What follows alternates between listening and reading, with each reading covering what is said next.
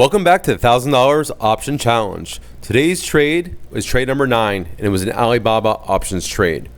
So what we did is, I'll bring you to this screen right here, and you can see that we sold two 240 puts for August 7th, and we bought two 237 puts for August 7th as well. The reason we did that is, you could see right here the 240 puts were around, the delta was around 17, so there's a 17% chance that it's going to go below 240 by the end of this Friday.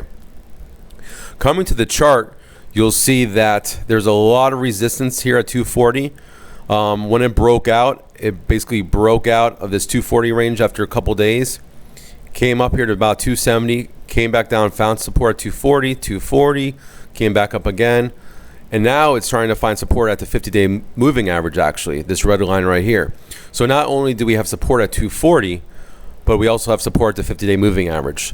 So basically, in order for this stock to fail, or this trade to fail, the stock has to break through support at the 50-day moving average and break through support at the 240 mark right here.